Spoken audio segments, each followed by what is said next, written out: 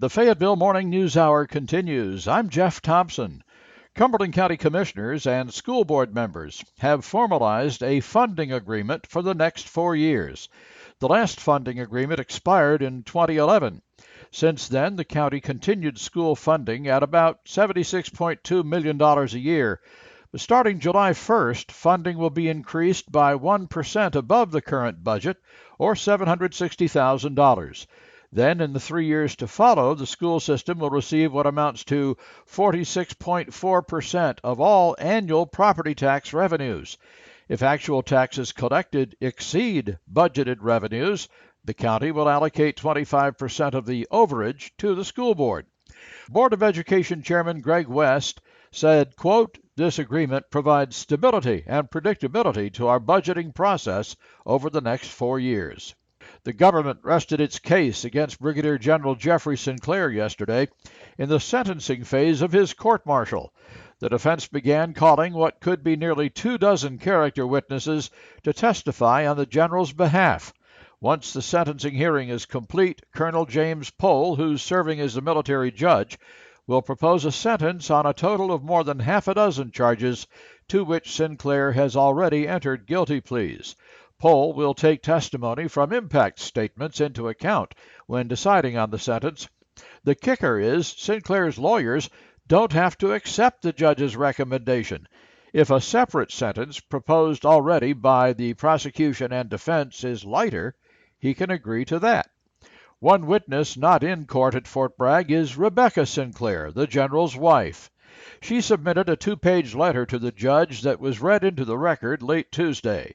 She says in the letter that she's on the road to forgiveness, although not fully there. Rebecca Sinclair said her husband has been humbled by the criminal charges and is racked with guilt because of the impact his conduct has had on the family. She complains about the relatively easy treatment the female captain received in the case. That woman was granted immunity for her testimony. Ms. Sinclair closed the letter by saying that she and her 2 sons are innocent victims of her husband's conduct. The sons, by the way, moved away from Fort Bragg some time ago in an effort not to be exposed to media coverage of their father's court-martial. Fayetteville Police Chief Harold Medlock yesterday confirmed for the Fayetteville Observer what WIDU first reported on Monday, that he was unaware his administrative assistant had taken a police certification exam on his behalf. We learned that Lieutenant Tracy Bass Kane created a shadow account in Medlock's name with the State Standards and Training Commission. She made up a username and password and took the exam for Medlock. When he found out, the chief says he contacted the commission and city manager Ted Voorhees and told them about it. He then took the annual recertification exam himself. City manager Voorhees cleared the chief and demoted Bass Kane to sergeant. She's appealing that. Meanwhile, Voorhees is discouraging City Council from holding another closed meeting on the subject. He says there's nothing more he can tell them. Family members and Hope Mills police fear Danielle Locklear may have fallen victim to foul play. The 15-year-old Southview High School student has been missing for more than a week. Yesterday, police officers and sheriff's deputies combed the Fox Meadow neighborhood off Legion Road, but to no avail. Hope Mills Police Chief Joel Osiardo says the FBI and State Bureau of Investigation have joined in the investigation. Anyone with information as to the circumstances surrounding Danielle Locklear's disappearance is asked to call Hope Mills Police or their nearest law enforcement agency. A Hope Mills motorist gave new meaning to fast food drive-through yesterday. She slammed her car into the Bojangles restaurant on South Main Street. Luckily, no one was hurt. The driver was shaken up.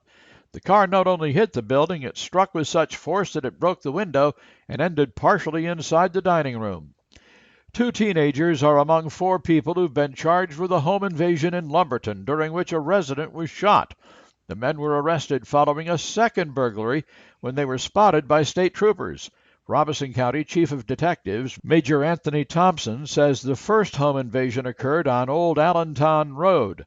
The occupant, Jeff Smith, and 3 children, ages 8, 11, and 14, were asleep when there was a knock at the door. When he answered, the 4 intruders burst into the home.